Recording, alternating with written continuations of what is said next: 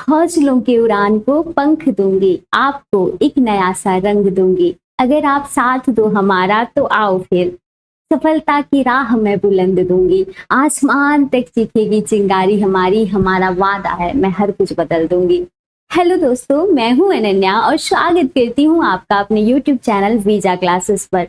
बच्चों, हमने पिछले क्लास में पढ़ा था कि जो गांव का होता है, ग्रामीण सरकार या स्थानीय सरकार क्या होती है, ग्रामीण प्रशासन क्या होता है, जिसमें हमने पढ़ा था पंचायत के बारे में। उसके बाद हमने देखा था ग्राम सभा के बारे में। फिर उसके नेक्स्ट क्लास में जब हम आए थे तो हमने ग्रामीण प्रशासन में राजस्व प्रशासन और पुलिस प्रशासन की बात की थी, जिसने हमने पढ़ लिया था पटवारी क्या होता है, और जिसमें हमने फिर देखा था तहसीलदार क्या है, कानूनगो क्या है या एसडीएम और डीएम क्या होते हैं, और तहसील क्या होता है।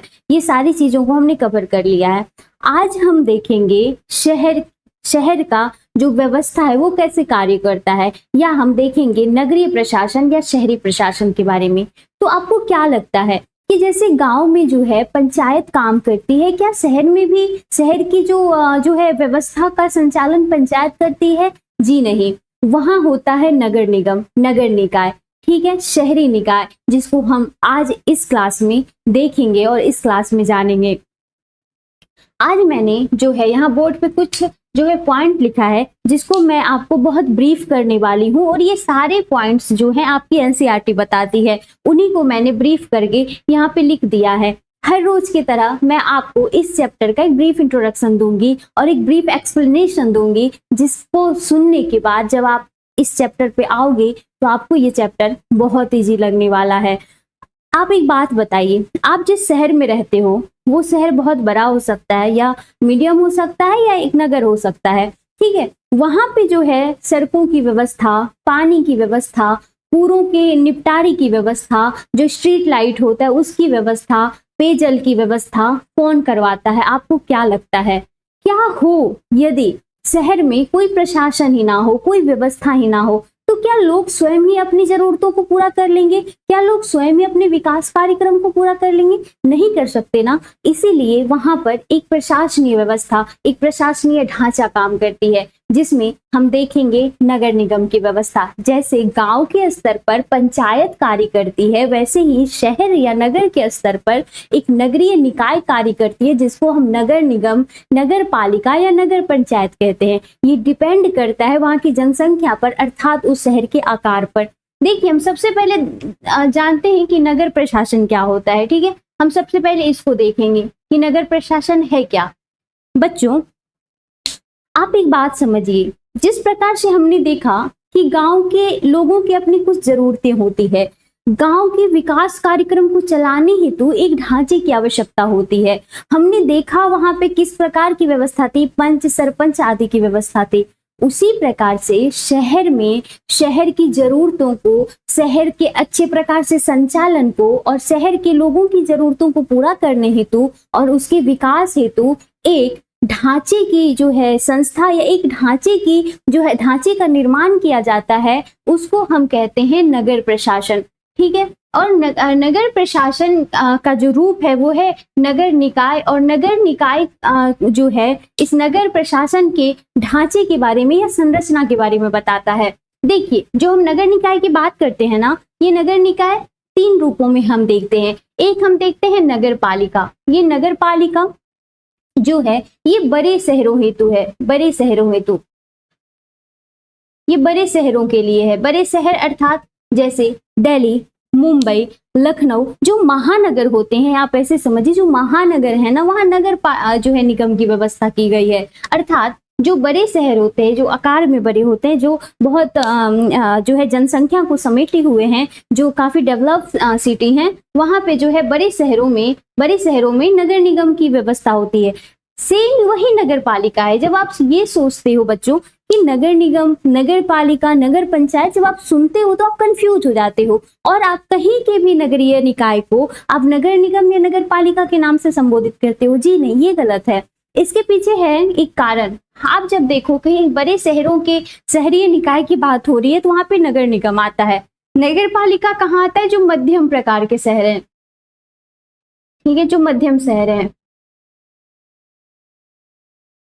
जो मध्यम शहर है। और नगर पंचायत ये ऐसे जगह जो है बनाए जाते हैं जो संक्रमण का क्षेत्र है, जो संक्रमण का क्षेत्र है, जो संक्रमण का क्षेत्र है। अब आप कहोगे ये संक्रमण का क्षेत्र क्या होता है, तो ऐसे क्षेत्र जो ग्रामीण नहीं है, ठीक है, जो गांव नहीं है, शहर बनने के प्रक्रिया में है, शहर बनने के प्रक्रिया में है, वे नगर कहलाते हैं।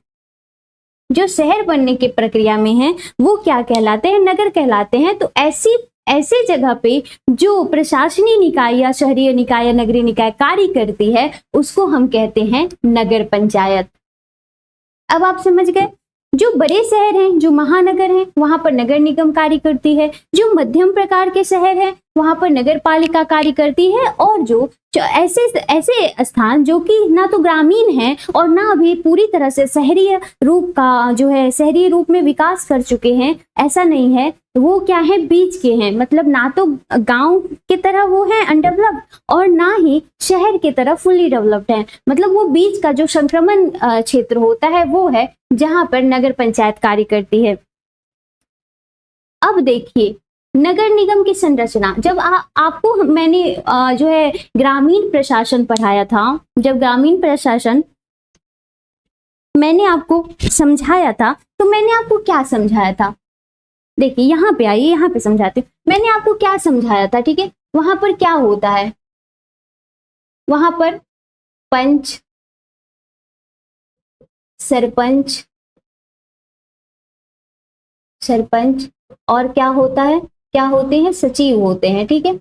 और वहां पर सचिव होते हैं। ये क्या था, ये ग्रामीण प्रशासन था, ग्रामीण स्तर पर, ये ग्रामीण स्तर पर था। उसी प्रकार से शहरी स्तर पर भी तो कुछ लोग होंगे। तो बस ये जो यहाँ की जनता है, यहाँ की जो शहर की जो जनता है या नगर की जो जनता है, उनको ही हम देखते हैं, उनकी सुविधा के लिए, उनके विकास कार्यक्रम के लिए, उनकी जरूरतों को पूरा करने के लिए, उनकी समस्याओं के समाधान के लिए हम कई प्रकार के जो है स्तर की व्यवस्था करते हैं, जिसमें हम देखते हैं वार्ड मैंने आपको बता चुका है, मैंने बताया आपको कब ग्रामीण प्रशासन पढ़ाते हुए कि वार्ड क्या होते हैं। देखिए बच्चों, वार्ड क्या होते हैं, एक बार आप इसको याद करिए, मैंने आपको क्या बताया था। चलिए उसको हम लोग लागू करते हैं शहर पे। वार्ड क्या होता है,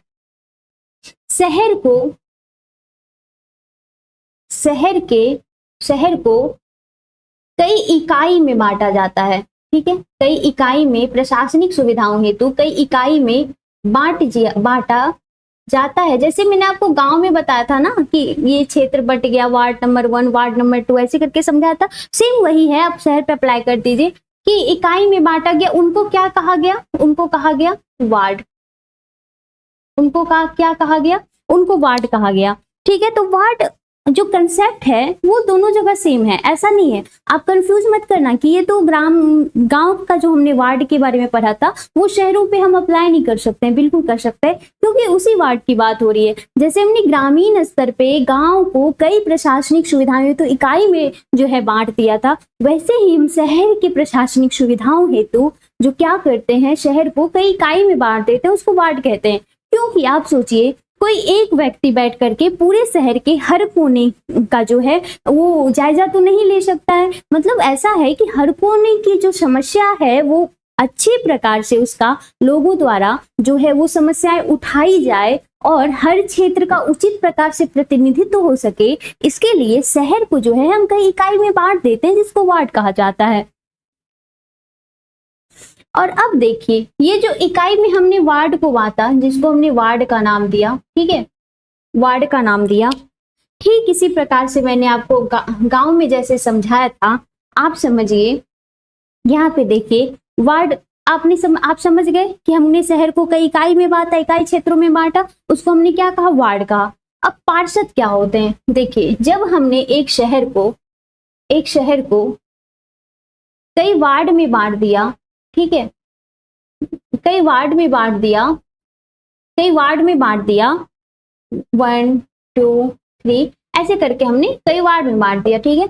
तो इन क्षेत्रों से अपने एक प्रतिनिधि चुन करके जाएंगे। ठीक है, जैसे हमने आपको ग्रामीण प्रशासन जब पढ़ाया पिछले क्लास में, तो मैंने आपको ये एक्सप्लेन किया था कि ग्रामीण स्तर पर प्रत्येक गांव को छोटे छोटे प्रशासनिक इकाई में बांटा जाता है, उसको हम वार्ड कहते हैं। और उन्हीं प्रशासनिक इकाई से, मतलब एक प्रशासनिक इकाई से वहां के लोग एक प्रतिनिधि को चुनते हैं, उसको हम लोगों ने क्या कहा था? पंच कहा था।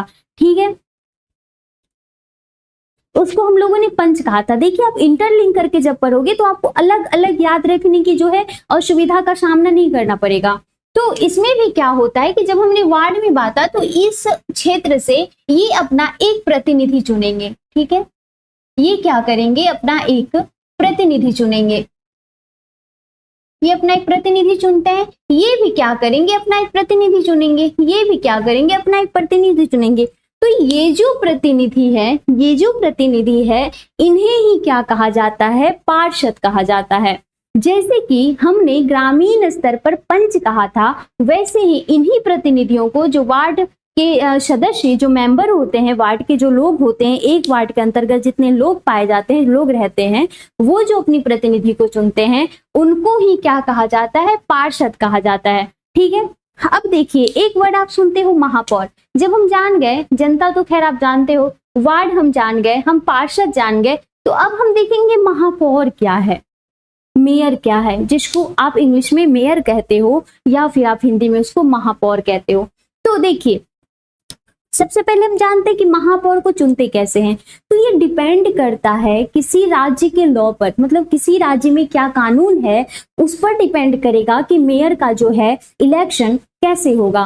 कई जगहों पे ऐसी व्यवस्था है बच्चों कि वहां पर जो है जनता स्वयं ही प्रत्यक्ष रूप से अपने मेयर को चुन लेते हैं, मतलब अपने महापौर को चुन लेते हैं। महापौर कैसी व्यवस्था है? जैसे गांव में सरपंच था, एक प्रधान था, वैसे ही ये प्रधान होते हैं नगर प्रशासन के।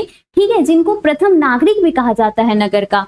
ठीक है, तो ऐसे ही किसी राज्य में महापौर जो है डायरेक्ट जनता द्वारा इलेक्ट होते हैं, बट किसी राज्य में ये व्यवस्था होती है कि जितने भी पार्षदों का चुनाव जनता ने किया है, यही पार्षद जो है महापौर का चुनाव करते हैं। ठीक है, तो इनके चुनाव की दो प्रकार की प्रक्रिया है। दो प्रकार की कैसी? देखिए, यहां समझाती हूँ, आप देखिए कैसे है। जब हम बात मेयर का करते हैं, देखिए इनके बारे में हम बता रहे हैं, जब बात हम मेयर का करते हैं या महापौर का करते हैं, तो इनका जो चुनाव है वो दो प्रकार से होता है। एक होता है जनता द्वारा प्रत्यक्ष रूप से,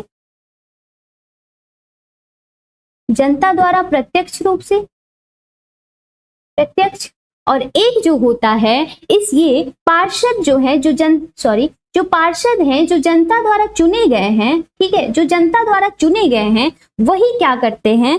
इनका महापौर या मेयर का चुनाव करते हैं। तो आप जहां भी रहते हैं, आप अपने शहर में देखिएगा कि वहां पर जो है मेयर का चुनाव कैसे होता है। ये आपको कंफर्म हो जाएगा कि आपका स्टेट का जो लॉ है कैसा है, तो ये कंफर्म हो जाएगा, क्योंकि इसके दो तरह के चुनाव होते हैं। ठीक है, ये वहां के राज्य के कानून की जो है व्यवस्था पर निर्भर है। अब एक बात बताइए, क्या एक व्यक्ति जो प्रधान या महापौर या मेयर जिसे आप कह रहे हो, वो क्या पूरे शहर के प्रशासन को अकेले चला लेगा, अकेले मैनेज कर लेगा? चलिए एक देखते हैं कि ये जो पार्षद है, ठीक है, ये अपने अपने क्षेत्र का प्रतिनिधित्व करेंगे। मतलब हम देखते हैं कि एक ये वार्ड हो गया, एक ये वार्ड हो गया, एक ये वार्ड हो गया, एक। अब इस क्षेत्र में क्या है? पेयजल की समस्या है। ठीक है, पेयजल की समस्या है। इस क्षेत्र में क्या है कि लाइट की समस्या है। अब इस क्षेत्र में क्या है? सड़क व्यवस्था सही नहीं है, सड़क की समस्या है। और इस क्षेत्र में क्या है बच्चों कि बहुत जो है कूड़े भरे पड़े हैं, कूड़े हैं, मतलब साफ सफाई की समस्या है, साफ सफाई की समस्या है। तो ठीक है, अब इस क्षेत्र का जो एक प्रतिनिधि है, मतलब जो पार्षद है इस क्षेत्र का, वो क्या करेगा? वो यहाँ की समस्या लेकर के जाएगा मेयर के पास। मतलब कि ये यहाँ की समस्या लेकर के जाएगा नगर निगम या नगर पंचायत या फिर नगर पालिका के पास, नगर निकाय के पास जाएगा तो वो इनकी समस्या को सुनेंगे और जो है जहाँ पे जिस क्षेत्र में जो समस्या है उसका समाधान करेंगे। अर्थात यहाँ पर जो है पेयजल की व्यवस्था करेंगे, यहाँ पे लाइट्स की व्यवस्था करेंगे और यहाँ सड़क और यहाँ कूड़े का निपटारा करेंगे। तो ये चीजें करेंगे। तो एक आप बात बताइए, क्या महापौर जो है वो अकेले पूरा प्रशासन संभाल लेंगे? ये जो राजनीतिक प्रमुख हैं, देखिए अब एक आप बात समझिए, ये तो निर्णय लेंगे कि कहाँ पे क्या लगना है, मतलब कहाँ पे हैंडपंप की व्यवस्था करनी है, कहाँ स्ट्रीट लाइट लगाना है रोड पे, या फिर कहाँ पर जो है ये कूड़े की साफ सफाई के लिए कूड़ेदान आदि की व्यवस्था करनी है, साफ सफाई की व्यवस्था करनी है, कहाँ पे सड़क जो है बहुत बुरा है, सड़क की हालत बहुत खराब है, लोगों के जो है एक्सीडेंट हो रहे हैं, सड़कों पे गड्ढे पड़े हुए हैं। तो ये सारा निर्णय लेंगे कि हाँ चलो इस वार्ड में ये चीजें प्रॉब्लम कर रही है, इस वार्ड में ये चीजें हैं, तो इनको क्या किया जाए, इनको व्यवस्थित किया जाए, मतलब इनका जो है इनके इन क्षेत्र की समस्या का या इस वार्ड में जो समस्या है उसका क्या किया जाए, निपटारा किया जाए। ठीक है, इन्होंने तो ये निर्णय ले लिया। अब आप एक बात बताइए, क्या ये स्वयं निर्णय लेंगे और स्वयं उसको अप्लाई में भी लाएंगे? मतलब ये स्वयं ही निर्णय ले रहे हैं या कानून बना रहे हैं कि इस क्षेत्र में चलो ये होना चाहिए, इस क्षेत्र में ये, लेकिन इसको एग्जीक्यूट कौन करेगा? तो कोई तो एक ऐसी बॉडी होनी चाहिए जो इनके लिए गए निर्णयों को लागू करवाए या लागू करे। तो इसके लिए हमारे पास होते हैं नगर आयुक्त, जिसको हम म्युनिसिपल कमिश्नर कहते हैं। ओके, ये क्या करते हैं, देखिए ये जो महापौर होते हैं या जो मेयर होते हैं, देखिए यहाँ पे समझाती हूँ।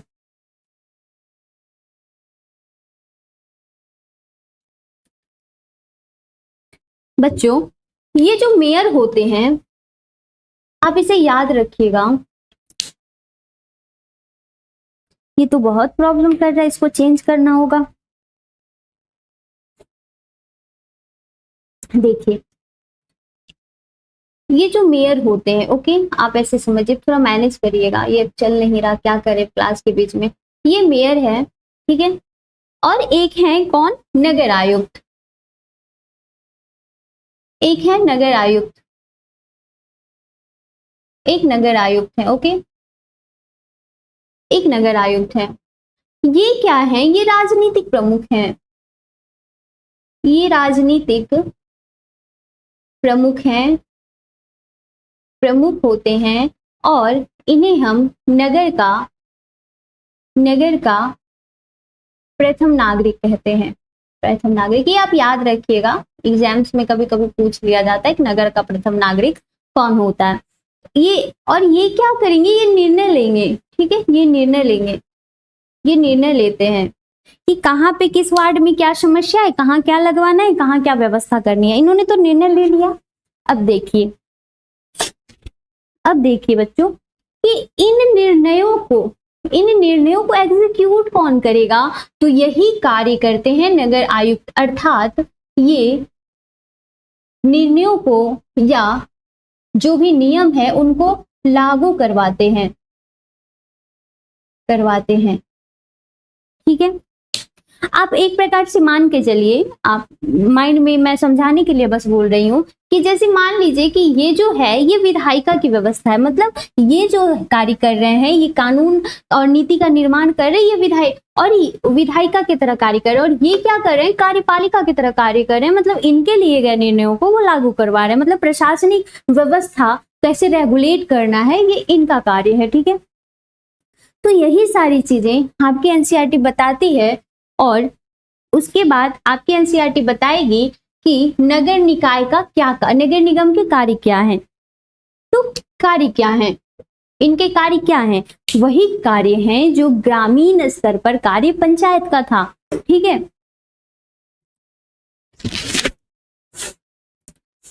तो बस ये मैं आपको समझाना चाहती थी ताकि आप एनसीईआरटी जब पढ़ो, ये जब इस चैप्टर को मैं आपको पढ़ाऊं या जब सुनाऊं पढ़ के, तो आपको समझ में आ जाए। ऐसे आप इसमें फंस जाते, मतलब ये इतनी बिखरी हुई है, सब शब्द जो है बिखरे पड़े हैं, ऐसे जो है आपको वन टू ऐसे पॉइंट वाइज आपको एनसीईआरटी क्लियर नहीं करती है। तो चलिए देखते हैं अब आपकी एनसीईआरटी क्या कहती है। एक गांव के मुकाबले शहर ज्यादा बड़ा और अधिक फैला हुआ होता है। शहर की गलियां ज्यादा चौड़ी होती हैं, यहाँ के बाजारों में ज्यादा भीड़ भाड़ होती है, पानी और बिजली की सुविधाएं होती है, अस्पताल होते हैं, यहाँ बहुत ज्यादा वाहन होते हैं और यातायात को नियंत्रित करना पड़ता है। क्या आपने कभी सोचा है कि यह सब इतने सुचारू रूप से कैसे चलता है? कौन सी संस्था इन सब के लिए जिम्मेदार होती है? कैसे निर्णय लिए जाते हैं? कैसे योजनाएं बनाई जाती है? और कौन लोग हैं जो सारा काम करते हैं? आइए इसका उत्तर ढूंढने का प्रयास करते हैं। आपकी एनसीईआरटी कहानी के माध्यम से पूरी बात आपके सामने रखेगी।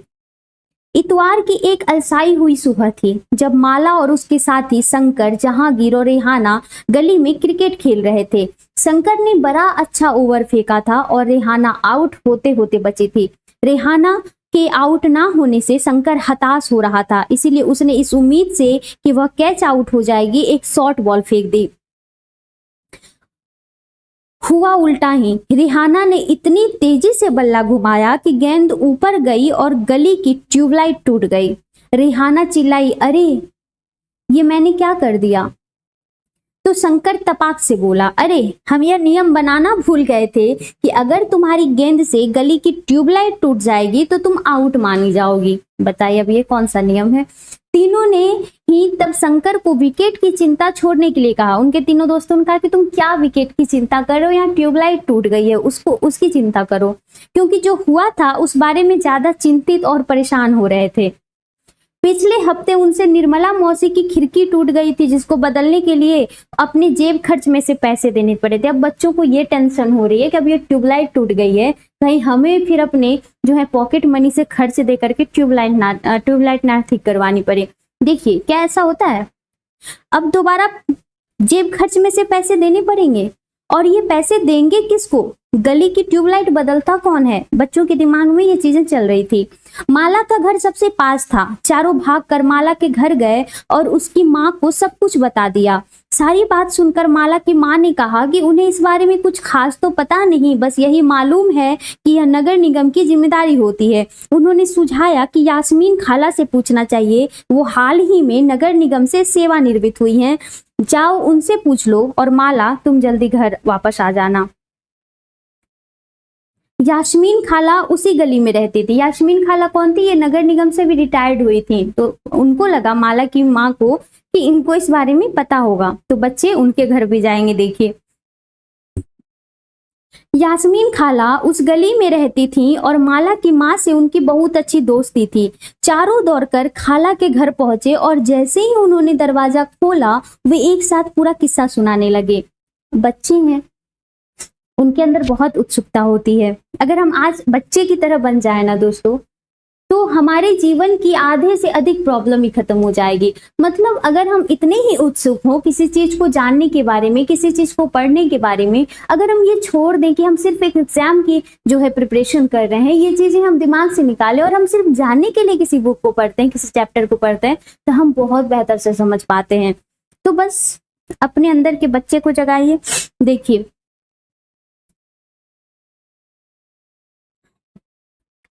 उनका सवाल सुनकर यास्मीन खाला बड़े जोर से हंस पड़ी और बोली, कोई एक व्यक्ति नहीं है जिसको तुम पैसे दे सकते हो। एक बहुत बड़ी संस्था होती है जिसको नगर निगम कहते हैं। ये सड़कों पर रोशनी की व्यवस्था, कूड़ा इकट्ठा करने, पानी की सुविधा उपलब्ध कराने और सड़कों व बाजारों की सफाई का काम करती है। माला बोली, हाँ हाँ, मैंने नगर निगम के बारे में सुना है। मैंने शहर में बोर्ड देखे हैं जो नगर निगम द्वारा लोगों को मलेरिया के बारे में बताने के लिए लगाए जाते हैं। आपकी एनसीईआरटी यहाँ नगर निगम के कार्यों पर जो है फोकस कर रही है। देखिए खाला बोली, तुम बिल्कुल सही कह रही हो। नगर निगम का काम यह सुनिश्चित करना भी है कि शहर में बीमारियां ना फैले। मतलब स्वास्थ्य की जो है व्यवस्था करना भी नगर निगम का कार्य है। यह स्कूल स्थापित करता है और उन्हें चलाता है। शहर में दवाखाने और अस्पताल चलाता है। यह बाग बगीचों का रखरखाव भी करता है। उन्होंने आगे जोड़ा कि हमारा पुणे शहर बहुत बड़ा शहर है और यहाँ प्रशासन चलाने वाले संस्थान को नगर निगम कहते हैं। जैसा मैंने अभी आपको बताया ना कि जो बड़े शहर होते हैं, जो महानगर होते हैं, वहां पर जो शहरी निकाय कार्य करते हैं उनको नगर जो है निगम कहते हैं। ठीक है, वही चीज आपकी एनसीईआरटी कहानी के माध्यम से बता रही है। छोटे कस्बों में इसे नगर पालिका कहते हैं।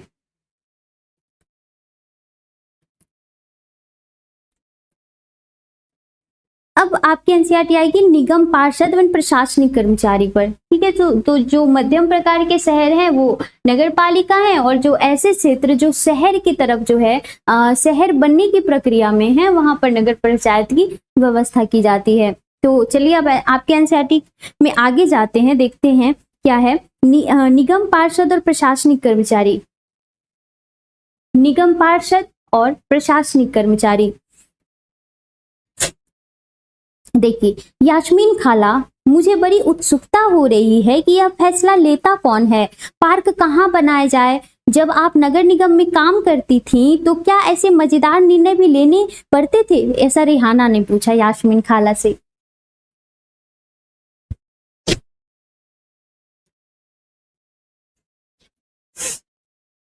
खाला ने जवाब दिया, नहीं रेहाना, मैं तो निगम के जो है लेखा विभाग या अकाउंट में थी, बस लोगों की जो है मासिक तनख्वाह की पर्चियां बनाती थी। चूंकि शहर का आकार बहुत बड़ा होता है, इसीलिए नगर निगम को कई निर्णय लेने होते हैं। इसी तरह शहर को साफ रखने के लिए बहुत काम करना पड़ता है। ज्यादातर निगम पार्षद ही यह निर्णय लेते हैं कि अस्पताल या पार्क कहाँ बनेगा। ठीक है, पार्षद मैंने आपको अभी बता ही दिया। शहर को अलग अलग वार्डों में बांटा जाता है और ये हर वार्ड से एक पार्षद का चुनाव होता है। नगर निगम के कुछ निर्णय ऐसे होते हैं जो सारे शहर को प्रभावित करते हैं। ऐसे जटिल निर्णय पार्षदों के समूह द्वारा लिए जाते हैं। कुछ पार्षद मिलकर समितियां बनाते हैं जो विभिन्न मुद्दों पर विचार विमर्श करके निर्णय लेती है। उदाहरण स्वरूप एक बस स्टैंड को बेहतर बनाना है, या किसी भीड़ भाड़ वाले बाजार का कचरा ज्यादा नियमित रूप से साफ करना है, या फिर शहर के कुछ मुख्य नाले की सफाई होनी है। पार्षदों की समितियां ही पानी, कचरा जमा करने और सड़कों पर रोशनी आदि की व्यवस्था करती है। जब एक वार्ड के अंदर की समस्या होती है तो वार्ड के पार्षद से संपर्क कर सकते हैं। उदाहरण के लिए अगर बिजली के खतरनाक तार लटक कर नीचे आ जाएं तो स्थानीय पार्षद बिजली विभाग के अधिकारियों से बात करने में मदद कर सकते हैं। मैंने आपको बताया ना कि जो पार्षद होते हैं एक विशेष क्षेत्र का प्रतिनिधित्व करते हैं, तो वो वही निर्णय लेते हैं कि हमारे क्षेत्र में अगर कोई समस्या है तो उसको वो उठाएंगे और फिर उसका समाधान करने हेतु कार्य करेंगे। जहां पार्षदों की समितियां एवं पार्षद विभिन्न मुद्दों पर निर्णय लेने का काम करते हैं, वहीं उन्हें लागू करने का काम आयुक्त या कमिश्नर और प्रशासनिक कर्मचारी करते हैं। ठीक है, जैसा मैंने आपको अभी बताया। देखिए कुछ है अब एनसीईआरटी में, मैंने जो आपको ब्रीफ कर दिया, अब उससे ज्यादा कुछ आपके एनसीईआरटी में रह नहीं गया, वही बात आपकी एनसीईआरटी बता रही है। आयुक्त और प्रशासनिक कर्मचारियों की सरकार द्वारा नियुक्ति की जाती है, जबकि पार्षद जो है निर्वाचित होते हैं। ठीक है, इलेक्ट होते हैं वो। तो नगर निगम में ये निर्णय लिए कैसे जाते हैं, रेहाना ने पूछा। वह कभी सोचना बंद ही नहीं करती। हमें भी सोचना बंद नहीं करना चाहिए। हम जब किसी चीज के बारे में सोचते हैं तो चीजों को रिकॉल करते हैं, और जब हम रिकॉल करते हैं तो हमारी याददाश्त या हमारी मेमोरी अच्छी होती जाती है। बच्चों के सवाल से खुश होते हुए यास्मीन खाला ने जवाब दिया, सारे वार्डों के पार्षद मिलते हैं और सबकी सम्मिलित राय से एक बजट बनाया जाता है। उसी बजट के अनुसार पैसा खर्च किया जाता है। पार्षद यह प्रयास करते हैं कि उनके वार्ड की विशिष्ट जरूरतें परिषद के सामने रखी जाए, फिर यह निर्णय प्रशासनिक कर्मचारियों द्वारा क्रियान्वित किए जाते हैं। खाला बड़ी खुश थी क्योंकि किसी बड़े व्यक्ति ने तो आज तक उनके काम के बारे में पूछा नहीं था। बच्चों के सवाल ने उन्हें अपने अनुभव बांटने का मौका दिया था। शंकर ने बड़ी उत्सुकता से पूछा, अपना शहर तो इतना बड़ा है, इसकी देखभाल के लिए बहुत लोगों की जरूरत पड़ती होगी। खाला, तब तो उस नगर निगम में ढेर सारे लोग कार्य करते होंगे। अब तक वह क्रिकेट के मैच और अपने अधूरे ओवर की बात बिल्कुल भूल चुका था। दरअसल शहर में काम को अलग अलग विभागों में बांट देते हैं, जैसे जल विभाग होता है, कचरा जमा करने का विभाग होता है, उद्यानों की देखभाल का विभाग होता है, सड़क व्यवस्था का विभाग इत्यादि। मैं नगर निगम के सफाई विभाग में थी। जो खाला थी वो नगर निगम के सफाई विभाग में थी। उसी के लेखा विभाग में हिसाब किताब का काम करती थी। खाला बड़े इत्मीनान से बता रही थी। फिर बच्चों के खाने के लिए रसोई से कबाब लाने चली गई। जहांगीर ने रसोई में खड़े खड़े तेजी से अपने कबाब खा लिए, फिर ऊंची आवाज में वहीं से बोला, यास्मीन खाला, नगर निगम जिस पूरे कचरे को इकट्ठा करता है वह जाता कहाँ है।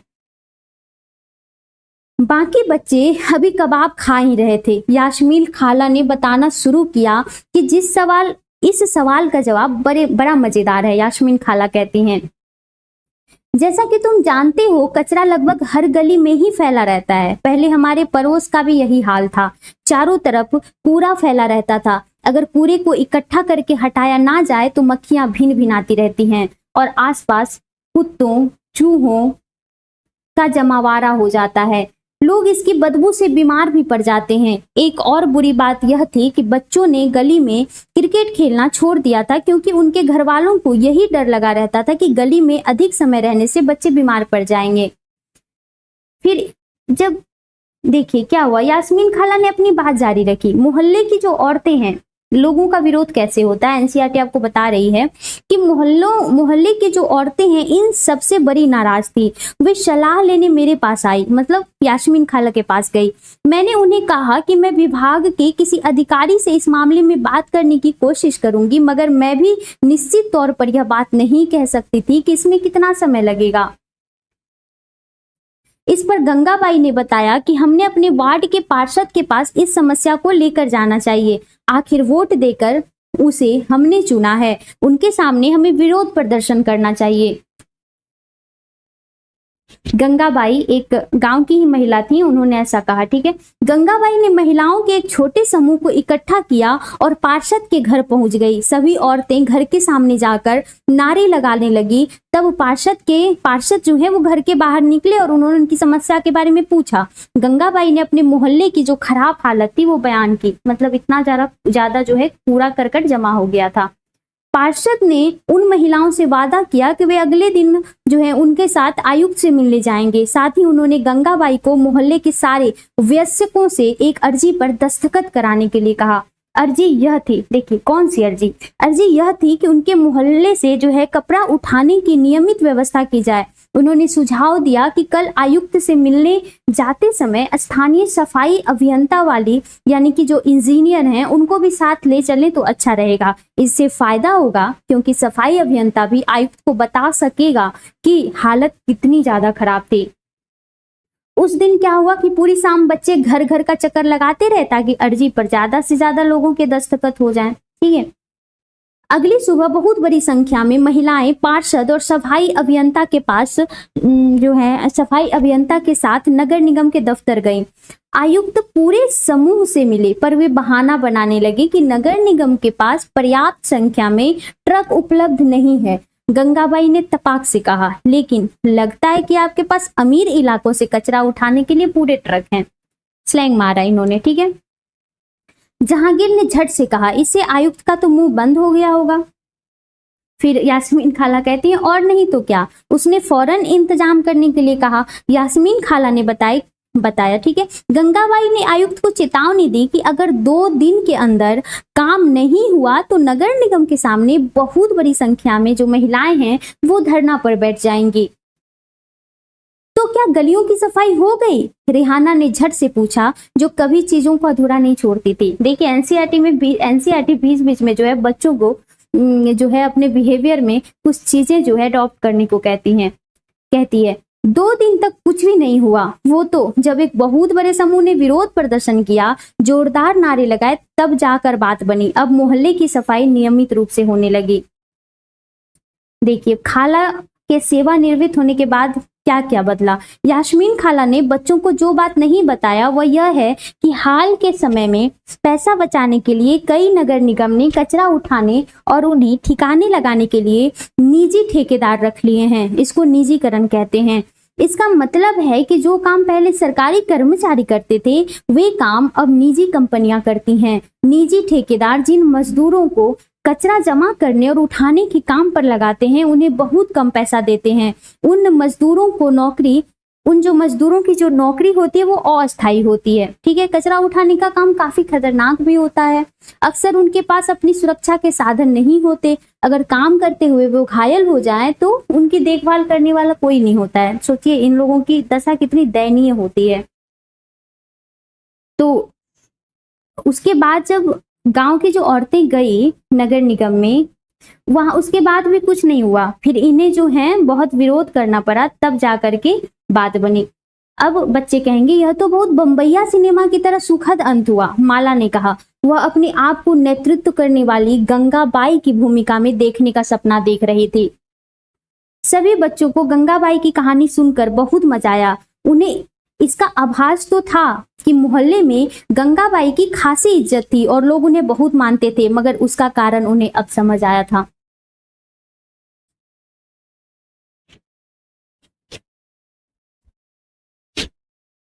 बच्चों ने खाला का शुक्रिया अदा किया और जाने के लिए उठ खड़े हुए। जाते जाते रेहाना ने कहा, खाला बस एक आखिरी सवाल और है, घर पर अभी जो 2 कूड़ेदान हैं वो भी क्या गंगाबाई का सुझाव था? बच्चे पूछते हैं।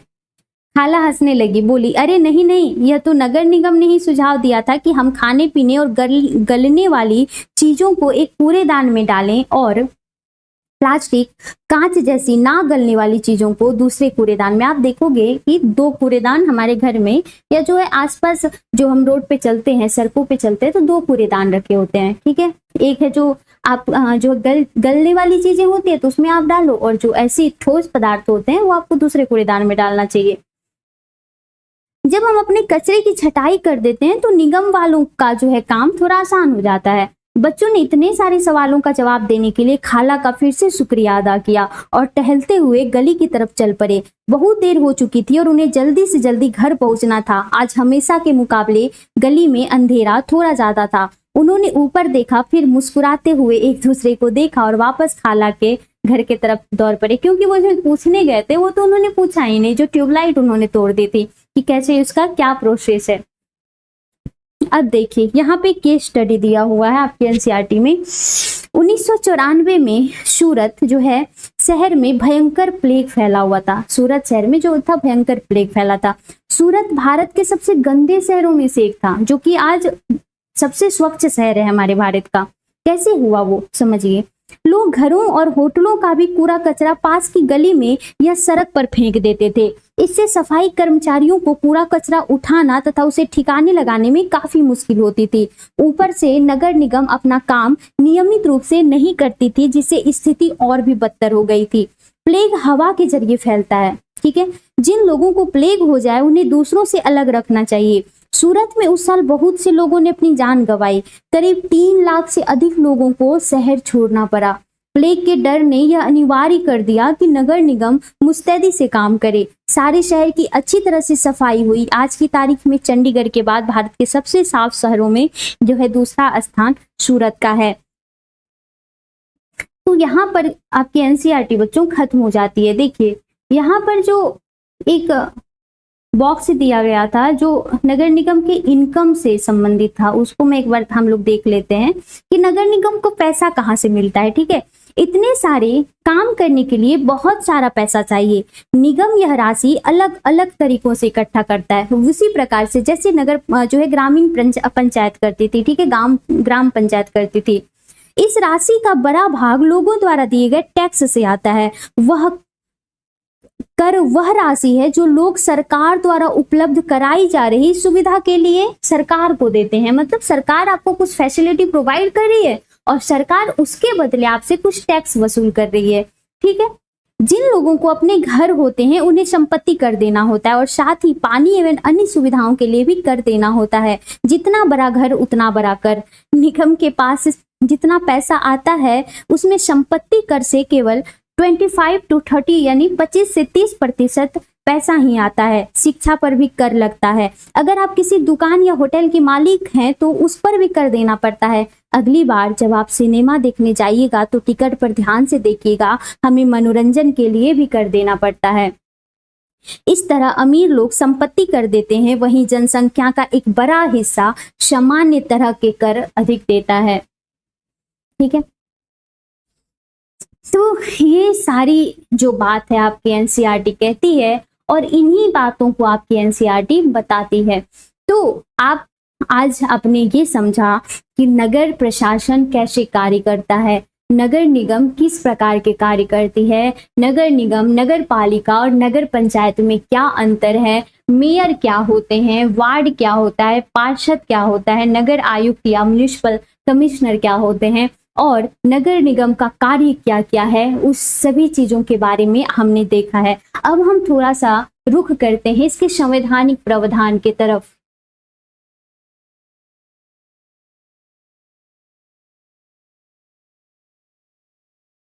बच्चों, मैंने जैसे आपको बताया था कि ग्राम पंचायत 73वां संविधान संशोधन द्वारा लाया गया था, वैसे ही 74वां संविधान संशोधन द्वारा नगर निगम की व्यवस्था की गई थी। और इसमें जो है भाग 9A और अनुसूची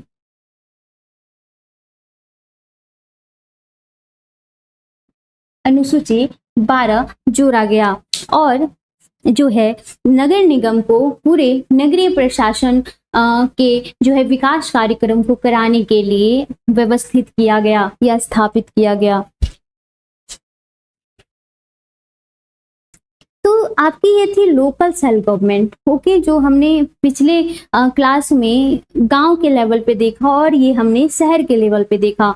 तो आई होप आप इस पूरे चीज को समझ गए होंगे। अब आप समझ गए होंगे कि महापौर या मेयर क्या होता है। अब आप समझ गए होंगे कि पार्षद क्या होते हैं। अब आप ये भी समझ गए होंगे कि पार्षद या महापौर या मेयर अपनी निर्णय कैसे लेते हैं और उन निर्णयों को लागू करने का कार्य जो है हमारे आयुक्त का होता है, जो एक प्रशासनिक अधिकारी होते हैं जिनकी जो है नियुक्ति सरकार द्वारा होती है। वो उनका चुनाव नहीं होता। और पार्षद और जो मेयर हैं उनका चुनाव होता है, मतलब वो जनता द्वारा चुने जाते हैं। तो इस प्रकार से ये शहरी ढांचा कार्य करता है। आई होप आप चीजों को बहुत अच्छी तरह से बहुत इजी वे में समझ गए होंगे। पढ़ने के बाद आपको लग रहा होगा ऐसा कि इस चैप्टर में ऐसा था क्या। अगर मैं चाहती तो इसको बहुत टफ बना देती, इसके लैंग्वेज को मैं बहुत टफ करके समझाती, या अगर मैं आपको पहले ब्रीफ नहीं करती और उसके बाद आप ये पढ़ते तो शायद एनसीईआरटी आपको उतनी अच्छी तरह से नहीं समझ में आती जैसा उसको समझने के बाद आप समझे हो। तो आई होप आपको मेरी क्लास अच्छी लगी। अगर आपको मेरी क्लास अच्छी लगती है तो आप मेरे चैनल वीजा क्लासेस को सब्सक्राइब कर लें, हमारे साथ बने रहें, हमारे वीडियो को लाइक करें और कमेंट बॉक्स में कमेंट करके जरूर बताएं कि आपको क्लास कैसी लगी। और हाँ, इसे अन्य के साथ साझा करना ना भूलें। तो आज के लिए बस इतना ही। कल से फिर मिलूंगी एक नेक्स्ट वीडियो में, नेक्स्ट क्लास में, और एनसीईआरटी को हम लोग इसी प्रकार से बहुत आराम से एकदम मनोरंजन के साथ खत्म कर देंगे, एंजॉय करेंगे इस चीज को, इस सीरीज को। तो ठीक है, फिर मिलते हैं कल। जय हिंद।